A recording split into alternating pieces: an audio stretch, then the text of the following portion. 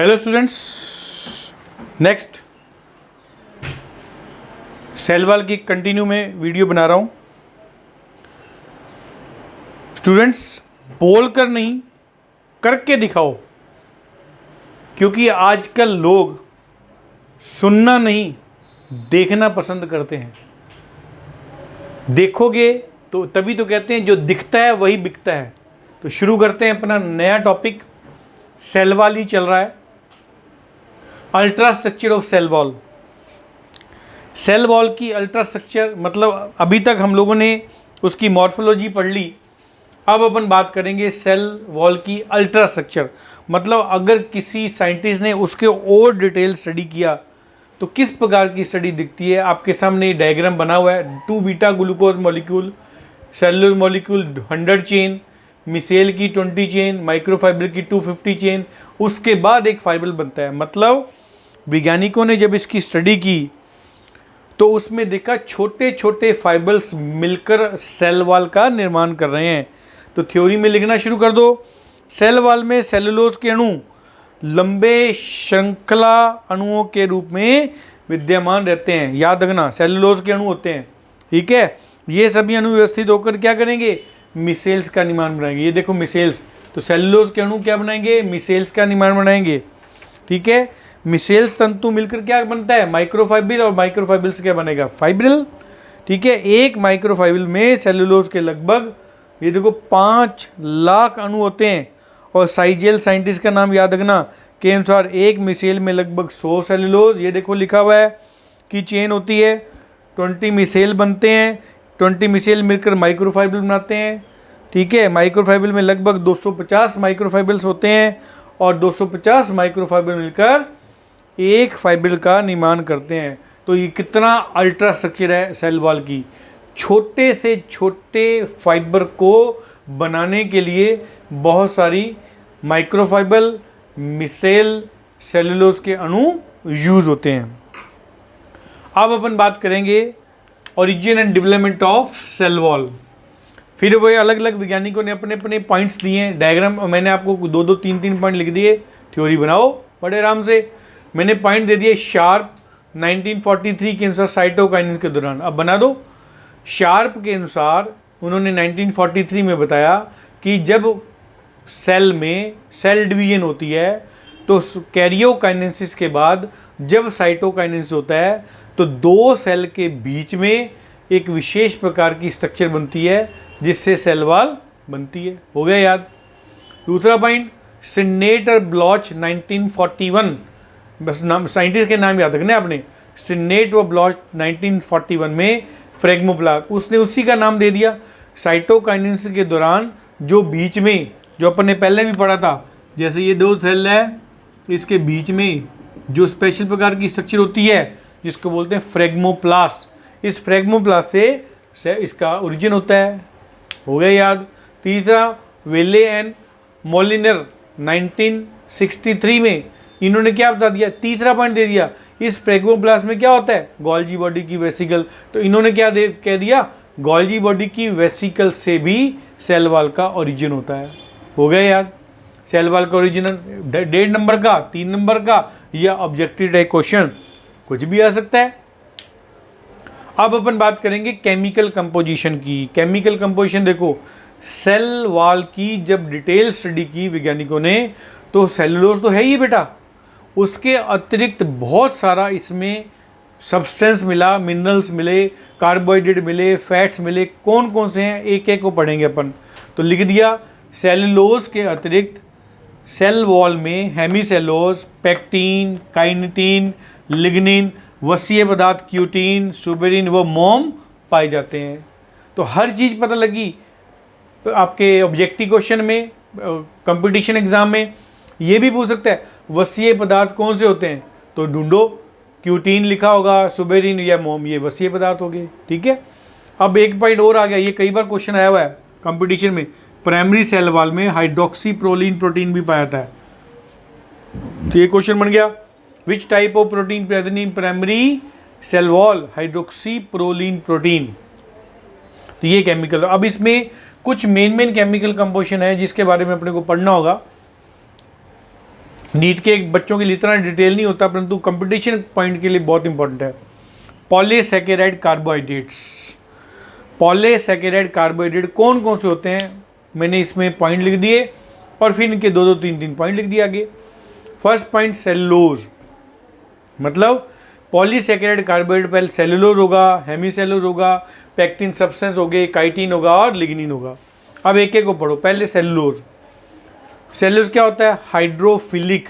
2 point याद रखना बेटा, यहाँ बता रहा हूँ, हाइड्रोफिलिक और एक आइटा हाइड्रोफोबिक। फोबिक होता है ना, फोबिया मैंने डरना, तो इस हाइड्रोफिलिक को हिंदी में कहते हैं जल स्नेही, और वो होता है जल विरागी, जल को त्यागने वाला।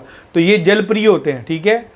क्रिस्टलीय होते हैं, पॉलीसैकेराइड कार्बोहाइड्रेट होते हैं, और इसका फार्मूला C6H10O5 की N। ये फार्मूला कई बार क्वेश्चन आया कंपटीशन एग्जाम में, अच्छी तरह याद करना। इसमें ग्लूकोज यूनिट कौन सा, ये भी इंपॉर्टेंट क्वेश्चन है, क्योंकि ग्लूकोज यूनिट है ना, तो ग्लूकोज यूनिट जो है आपस में मिलकर सेलुलर बना रही है, तो ये ग्लूकोज यूनिट एक यूनिट दूसरे यूनिट से ग्लूकोसिडिक बॉन्ड द्वारा जुड़ी होती हैं। कई बार RAS IAS अदर कंपटीशन में क्वेश्चन पूछा गया है, विच type of bond present in between 2 glucose molecule in cellulose. तो याद रखना ग्लूकोसिडिक बॉन्ड, ग्लूकोसिडिक बॉन्ड द्वारा जुड़े होते हैं, ये भी क्लियर। अब हेमीसेलुलोज देखो, ग्लूकोज से डिफरेंट शर्करा, ग्लूकोज तो यही है, उसके अलावा कौन सी शर्करा होती है जो इसमें आर्बिनोज, जाइलोज, मेनोज, ग्लैक्टोज के मोनोमियर्स होते हैं हेमीसेलुलोज, याद रखना। तो ये भी आपका बन गया क्वेश्चन। फिर आएगा पैक्टिक सब्सटेंस। पैक्टिक सब्सटेंस में क्या होगा, कार्बोहाइड्रेट के जो यूरोनिक अम्ल के बहुलक होते हैं, याद रखना, पॉइंट बता दिया। ये क्या लिखोगे, कार्बोहाइड्रेट के जो यूरोनिक अम्ल के बहुलक हैं, अक्रिस्टलीय हैं, नॉन क्रिस्टल, कोलाइडल नेचर होता है, प्लास्टिक होते हैं और जल प्रिय। ये देखो जो लिखा है हाइड्रोफिलिक, ये भी हाइड्रोफिलिक होते हैं पैक्टिक सब्सटेंस। तो ये सारे आपके objective question. Then chitin, chitin भी आपने पढ़ा होगा फंजाई की सेल वॉल में, नहीं याद तो अब याद करो। काइटिन N एसिटिल ग्लूकोसेमान यूनिट से बना होता है। काइटिन तो आपने पढ़ा है सब लोगों ने, फंजाई की सेल वॉल में, फंजाई की सेल वॉल में। उससे अलावा और objective question, chitin N acetyl glucosamine से बना होता है। नेक्स्ट लिग्निन, लिग्निन जैसे आपने पहले पढ़ा, लिख भी दिया यहाँ, सॉलिड, सॉलिड होगा तो डेड होगा। किसके बाद बहुलक होते हैं, फिनाइल प्रोपेन यूनिट के बहुलक होते हैं। तो ये केमिकल नेचर बहुत इंपॉर्टेंट है, केमिकल नेचर आपको याद करनी पड़ेगी। तो ये तो आगे बेटा पॉलीसैकेराइड कार्बोहाइड्रेट। अब सेकंड पॉइंट पढ़ेंगे फैटी सब्सटेंस। सुनना बड़े ध्यान से, फैटी सब्सटेंस कौन कौन से हैं, क्यूटीन, सुबेरीन और मोम। पहले तो ना इसके मेन पॉइंट पढ़ा करो भी, केमिकल नेचर तो बाद की बात है, पहले जैसे फैटी सब्सटेंस पता होना चाहिए, क्यूटीन फैटी सब्सटेंस, सुबेरीन, मोम ये फैटी सब्सटेंस है। अब कौन क्यों बनाता है, कहाँ पाया था, ये देखो, ये क्वेश्चन बन गया आपका बहुत बढ़िया कंपटीशन पॉइंट ऑफ से। क्यूटीन क्यूटिकल बनाता है, तो क्यूटिकल से क्यूटीन याद रखना, और सुबेरीन कॉर्क सेल की सेल वॉल में पाया जाता है, सेकेंडरी सेल वॉल में, याद रखना। सुबेरीन कहाँ मिलेगा, कॉर्क सेल की सेकेंडरी सेल वॉल में, जो सेकेंडरी ग्रोथ में कॉर्क बनती है ना पेड़ के चारों तरफ, उसकी सेकेंडरी सेल वॉल में सुबेरीन मिलेगा। अब इसमें क्यूटीन का जमाव होता है, याद रखना, ये जमाव की विधियां बहुत बार आई हुई है, 1.5 नंबर की 3 नंबर की क्वेश्चन आ गया, तो लिख दिया सेल वॉल में क्यूटीन का जमाव 2 विधियों द्वारा होता है। सिंपल नाम याद करना है, अपने आप याद होगी थ्योरी, क्यूटिनाइजेशन और क्यूटिकुलराइजेशन। क्यूटिनाइजेशन में क्या होगा, सेल वॉल की स्तर में क्यूटिन कणों, तो जब वो कणों के रूप में जमे तो क्यूटिनाइजेशन, और क्यूटिकुलराइजेशन में क्या होगा, सेल वॉल में क्यूटिन की कॉन्टिन्यू लेयर बनेगी, तो लेयर बनेगी तो क्यूटिकुलराइजेशन, कण बनेंगे तो क्यूटिनाइजेशन होगी। जमाव की विधियां 2, कहीं प्रॉब्लम नहीं है, इसको बस याद कर लो आप। एंड थर्ड पॉइंट अपन करेंगे मिनरल सब्सटेंस। अब कुछ मिनरल्स भी होते हैं सेल वॉल के अंदर, कौन कौन से, देखो सेल वॉल में सिलिका के कण पाए जाते हैं, सेल वॉल में, हो गया याद। अब आप लोगों ने ये पहले भी पढ़ा है, प्रीवियस वीडियो देखना आपको याद आ जाएगा, एक दूसरे से लिंक्ड है सारी। ये देखो Moraceae family, Urticaceae family, Cucurbitaceae family, Acanthaceae family में calcium carbonate, and calcium oxalate के कण पाए जाते हैं, क्रिस्टल पाए जाते हैं।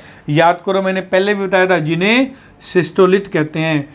टिश्यू वाली उसमें वीडियो में देखना, सिस्टोलिथ या रेफाइड कहते हैं। तो ये मिनरल हो गए, मतलब उसके सेल वॉल के अंदर। तो सेल वॉल में सिलिका के कण और मोरेसी, अर्टिकेसी, कुकुरबिटेसी, एक्यांथेसी में कैल्शियम कार्बोनेट और कैल्शियम ऑक्जेलेट के कण पाए जाते हैं जिन्हें सिस्टोलिथ रेफाइड कहते हैं। मैं थोड़ा सा फिर याद दिला दूं, इसकी स्ट्रक्चर अंगूर के गुच्छों के समान ग्रेप्स के ग्रुप के अकॉर्डिंग होते हैं। That is the mineral substance. Next number 4 पे आएंगे अपने डिपोजिशन ऑफ अदर सब्सटेंस। अब अदर सब्सटेंस कैसे हैं, ये भी आप, ये बहुत ही इंपॉर्टेंट पॉइंट है, कई कंपटीशन एग्जाम में आए हुए क्वेश्चन। सबसे पहले पॉइंट ये रखना कौन से अदर डिपोजिशन है। रेजिन और टेनिन में याद रखना, रेजिन और टेनिन प्रेजेंट होते हैं इसके अंदर। और मोस्ट इंपॉर्टेंट पॉइंट है इसके अंदर, जब इंटरसेलुलर स्पेस सेल में होता है, उस इंटरसेलुलर स्पेस में या तो सेल का अलग अलग हो जाएंगी या सेल टूट जाएगी, जो भी कंडीशन है, उससे कैविटी बन जाती है। उस कैविटी में ये रेजिन और टेनिन प्रेजेंट होते हैं, ये याद रखना। अब अपने को जो क्वेश्चन रहेगा वो ये है, सेल में कैविटी किस फॉर्म में बनती है। तो उसकी 3 स्टेप अपने को याद रखने हैं। सेल में कैविटी 3 टाइप की है, कौन कौन सी? साइजोजीनियस कैविटी, लाइसोजीनियस कैविटी और साइजोलाइसोजीनियस कैविटी। इंग्लिश में याद करना इसके पॉइंट। मिडल लेमेला के, देखो मैंने 2 पॉइंट बहुत इंपॉर्टेंट लिख दिया। मिडल लेमेला के अलग होने से सेल दूर दूर हो जाती है। मतलब इसमें क्या होगा, जैसे ये सेल वॉल है, ये सेल बनी हुई है, इसमें मिडल लेमेला अलग अलग होती जाएगी, तो ये बहुत सारी कैविटी बन जाएगी, बड़ी मोटी। एग्जाम्पल क्या है इसमें? Resin canal in Pinus. Pinus की जो रेजिन कैनाल है वो साइजोजीनियस कैविटी बनेगी। दूसरा लाइसोजीनियस में क्या है? सेल के नष्ट होने से इसमें सेल ही टूट जाएगा। जैसे ये देखें, जैसे बहुत बड़ी बनाई है अपन ने, तो इसमें मान लो ये देखिए, ये सेल पूरा ही गायब हो गया। तो जब पूरा गायब हो गया तब बीच में कैविटी तैयार होगी। ठीक है, एग्जाम्पल क्या है इसमें? Oil gland of citrus. Citrus plant में जो ऑयल ग्लैंड होते हैं, याद रखना। ये अपन ने पहले पढ़ा हुआ है, याद करो, जैलम की वीडियो देखना, उसमें आपको दोबारा मिल जाएगा ये। ठीक है, थर्ड पॉइंट अपन ने पढ़ना है साइजो लाइसोजीनियस कैविटी। दोनों के कॉम्बिनेशन से भी, वो सेल के मिडल मिला के अलग होने से भी बन सकती है और सेल के नष्ट होने से भी बन सकती है। एग्जाम्पल याद, मक्का के स्टेम में वेस्कुलर बंडल में वाटर कैविटी। मैं इसका डायग्राम बना के दिखा सकता हूँ आपको किस प्रकार की होती है। जिया मेज के अंदर जैसे ये मेटाजेलम, ये प्रोटोजेलम और इस प्रकार की, ये कई बार हम लोग दिखाते हैं ना, कई बार बताऊंगा, जैसे ह्यूमन फेस, स्माइली फेस जिसे बोलते हैं। तो ये जो कैविटी है ना, that is the water cavity, याद रखना। ठीक है, नेक्स्ट पॉइंट देखें। अब आएगा ये छोटे छोटे पॉइंट है बेटा। अब ये तो आपके डिपोजिशन क्लियर हो गए, chemical composition in cell wall. अब ये छोटे छोटे पॉइंट है, plasmodesmata, growth of cell wall, thickening cell wall. ठीक है, तो पहले बात करेंगे प्लाज्मोडेस्मेटा क्या भला होती है। तो मैं आपको इसकी थ्योरी बता दूं, सुनना ध्यान से, खुद लिखना फिर। एक सेल दूसरे सेल में आपस में जुड़ने के लिए या आपस में मटेरियल का एक्सचेंज करने के लिए छोटे छोटे सेल वॉल के अंदर एक पोर पाए जाते हैं जिसे प्लाज्मोडेस्मेटा कहते हैं। और इनकी संख्या लिख दी 1000 से लेकर कम से कम 1 लाख तक इसमें पाए जाते हैं। ये देखो मैंने बनाया, जैसे ये जो ब्लैक ब्लैक देख रहे हो, इसको प्लाज्मोडेस्मेटा समझ लेना। तो एक सेल से दूसरे सेल में आदान प्रदान करने के लिए स्पेशल प्रकार की कंडीशन होती है, that is known as plasmodesmata.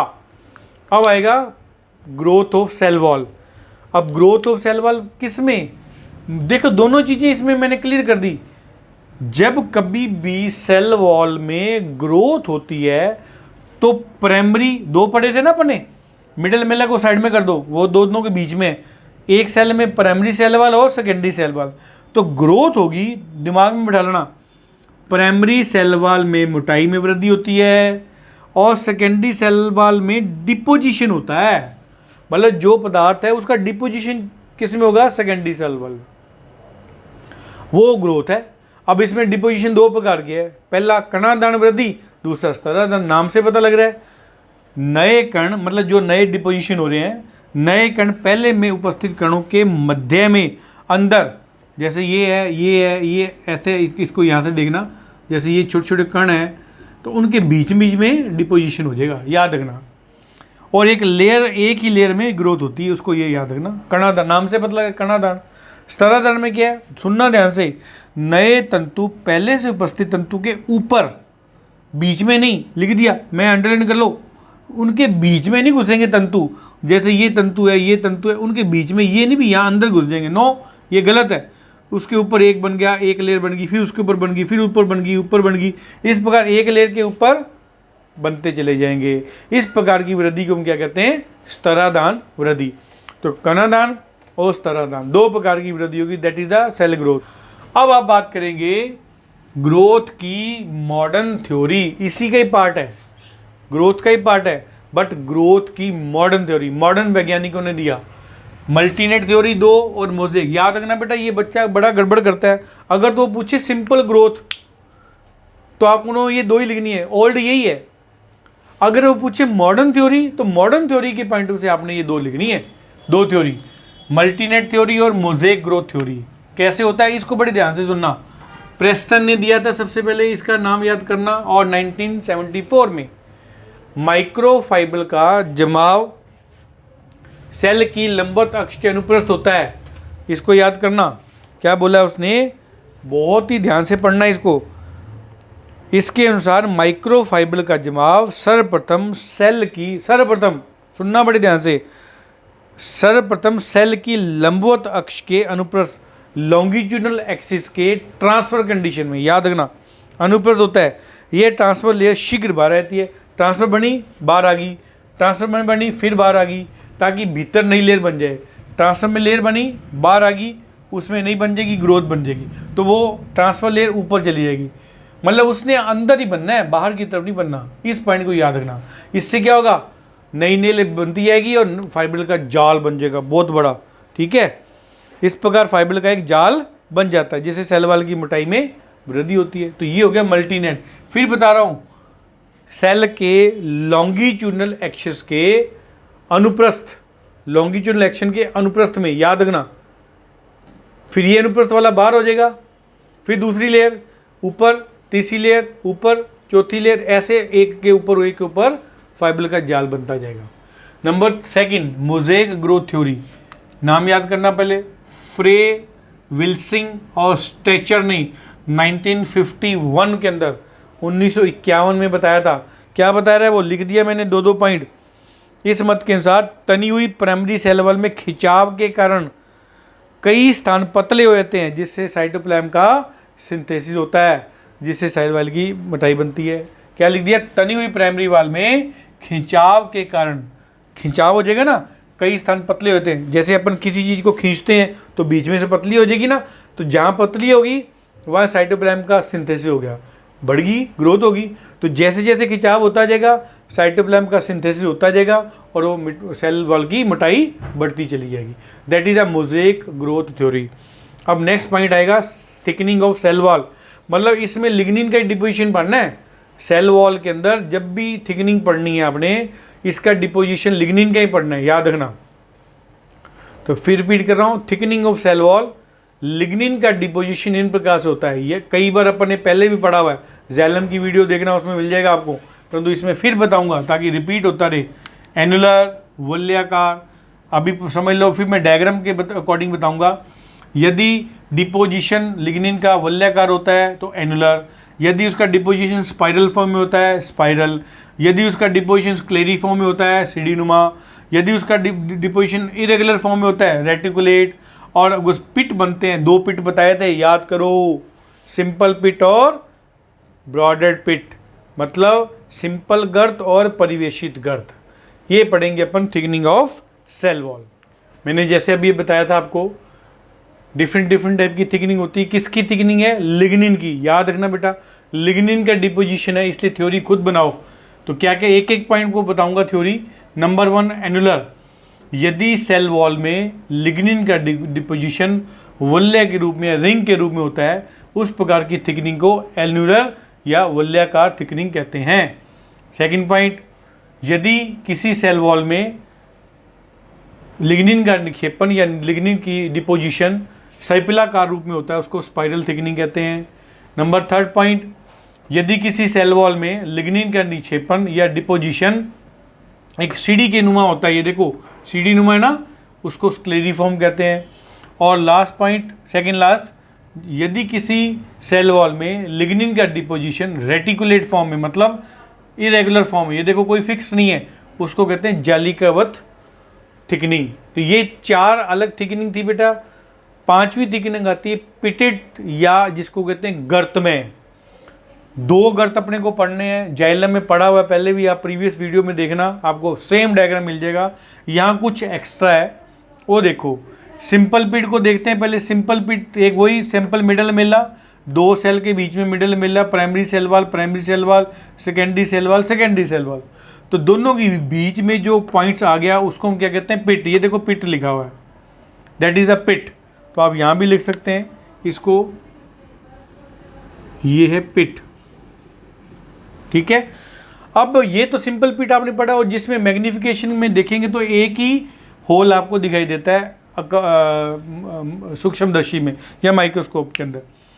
Blind पिट किसे कहते हैं, ये इंपॉर्टेंट क्वेश्चन है, कई बार ऑब्जेक्टिव क्वेश्चन आया था, 1 नंबर का क्वेश्चन लिखना आया था। यदि किसी सेल के एक तरफ पिट पाया जाता है, दूसरी तरफ पिट नहीं है, ये देखो उसी तरफ पिट एब्सेंट है, उस प्रकार के पिट को ब्लाइंड पिट कहते हैं, हिंदी में कहते हैं अंधगर्त। ये पिट किसी का काम का नहीं होता, इसके लिए से नॉन फंक्शनल पिट, इसको नॉन फंक्शनल पिट भी कहते हैं। तो याद रखना, नॉन फंक्शनल पिट पूछे तो तुरंत माइंड में आना चाहिए ब्लाइंड पिट के बारे में बात कर रहा है। So that is the simple pit, जिससे पदार्थों का आवागमन होता है। अब आएगा ब्रॉडेड पिट, हिंदी में कहते हैं इसको परिवेशित गर्त। परिवेशित गर्त में आपने वही पहले भी पढ़ा हुआ है, मिडल मिला, इधर भी primary cell wall, primary cell wall, secondary cell wall, secondary cell wall, इतना करना है। इसमें secondary cell wall cup shape के रूप में एक्स्ट्रा ग्रोथ होगी है, मतलब सेकेंडरी सेल वाल में एक्स्ट्रा ग्रोथ होने के कारण अलग से ये शेप दिखाई देती है। और मैग्नीफिकेशन करने पर देखें तो इसमें 2 होल दिखाई देते हैं, इसलिए डायग्राम में भी इसका डायग्राम या तो इस प्रकार शो हो गए या एक गोले के अंदर दूसरा गोला। तो जब इस प्रकार या इस प्रकार शो हो तो समझना है ब्रॉडेड पिट या परिवेशित गर्त है। इंपॉर्टेंट पॉइंट क्या है, इंपॉर्टेंट पॉइंट है इसकी मिडल लेमिला में एक विशेष प्रकार की कंडीशन पाई जाती है जिसे बोलते हैं टॉरस। फुली संरचना होती है मिडल लेमिला पे, टॉरस कहते हैं इसको। टॉरस का काम क्या है, टॉरस की वॉल की तरह कार्य करता है। याद रखना, मैं समझा रहा हूँ, बड़े ध्यान से सुनना, थ्योरी बना, वॉल की तरह कार्य करता है। मान लो इधर पानी नहीं आना या पानी का जो डिफ्यूजन है कम होना है, तो इसको घूमेगा और इधर आके सेट हो जाएगा। किस प्रकार, इस प्रकार ये मिडल मिला दिखा रखी है, तो ये इस प्रकार ऐसे घूम के यहाँ आके, और इस प्रकार ये मिडल मिला दिखा रही है, यहाँ आके सेट हो जाएगा। ये यहाँ आगे सेट हो गया, और इस तरफ चाहिए तो इधर जाके चला। इसलिए टॉरस क्या होता है, वॉल की तरह कार्य करता है, ठीक है। इस प्रकार टॉरस क्या करके करेगा, वितरण डिफ्यूजन पर नियंत्रण रखता है, तो याद रखना। और सेल में इन पिट द्वारा प्रोटोप्लाज्म का आदान प्रदान भी होता रहता है। और ये लिख दिया मैंने यहाँ भी, और माइंड में भी लिखना, जाइलम में और फ्लोएम में ये अधिक गर्त मिलती है ब्रॉडेड पिट्स, तो याद रखना। तो इसमें एक इंपॉर्टेंट पॉइंट आ गया टॉरस। टॉरस जो है दोनों तरफ मूव करके, सुनना, मूव करके वॉल का काम करेगा, ताकि यदि इस पिट को बंद करना है तो इस तरफ मूव कर जाएगा, इस तरफ बंद करना है तो इस तरफ मूव कर देगा। That is the torus. तो टॉरस का फंक्शन भी अगर पूछे तो आप बता सकते हैं। अब last and most important point, function of cell wall. लगभग इतना पढ़ने के बाद फंक्शन आपको पता लग गए होंगे, परंतु फिर भी पढ़ लो एक एक पॉइंट। नंबर 1 लिखना है, सेल में क्या करेगी, यांत्रिक कार्यों में सहायता करती है। मैकेनिकल कार्य, जितने भी मैकेनिकल फंक्शन होते हैं उसमें हेल्प करेगी। सेकंड पॉइंट क्या है, प्लांट हार्मोन का डिस्ट्रीब्यूशन भी इन्हीं सेल वॉल द्वारा होता है। जितने भी प्लांट हार्मोन निकलते हैं, ऑक्सीन्स, जिबरलिन, साइटोकाइनिन, उनका डिस्ट्रीब्यूशन एक जगह से दूसरी जगह पर पहुंचाने का काम सेल वॉल का होता है। तीसरा पॉइंट क्या रखना है, 2 सेल के मध्य संपर्क बनाए रखती है पिट की वजह से। एक सेल से दूसरे सेल में पिट की वजह से संपर्क बना रहता है। फिर पॉइंट नंबर 4 क्या लिखना है, सेल वॉल की नेचर शुष्क कोलाइडल होती है। इसलिए जल का इम्बाइबेशन आसानी से कर लेती है। शुरू में पढ़ा था, जब कभी भी रूट हेयर सॉइल पार्टिकल से पानी को एब्जॉर्ब करेगा तो पहला प्रोसेस होगा इम्बाइबेशन, अंतःचूषण। तो अंतःचूषण करने का काम भी सेल वॉल का है, बहुत बढ़िया सेल वॉल करती है। And last and most important point लिखेंगे, प्लांट बॉडी में वायरस का डिस्ट्रीब्यूशन प्लाज्मोडेस्माटा से होता है। याद रखना, वायरस का जो डिस्ट्रीब्यूशन होता है वो प्लाज्मोडेस्माटा करता है, क्योंकि प्लाज्मोडेस्माटा अभी पढ़ा था ना, बहुत सारे होते हैं, तो उससे वायरस एक सेल से दूसरी सेल में बड़े आराम से फटाफट ट्रांसफ़र होता रहता है। So that is the function of cell wall. और ये हमारा एक टॉपिक कंप्लीट होता है, सेल वॉल। फिर वही पॉइंट बेटा, ये जो वीडियो मैंने बनाई है कंपटीशन एग्ज़ाम के बच्चों के लिए, बीएससी के बच्चों के लिए, नीट के स्टूडेंट्स के लिए, सभी स्टूडेंट्स के लिए बेस्ट वीडियो है। सेम पॉइंट, अगर आपने अभी मेरा चैनल देखा है, वीडियो देखी है, चैनल को सब्सक्राइब करें, बेल आइकन को दबाएं, ताकि जितनी मैं वीडियो आपको बताऊं तुरंत आपके पास नोटिफिकेशन आपके पास आ जाए, इधर उधर से ना रह जाएं। इसलिए ज़्यादा से ज़्यादा लाइक करो, शेयर करो। Thank you very much.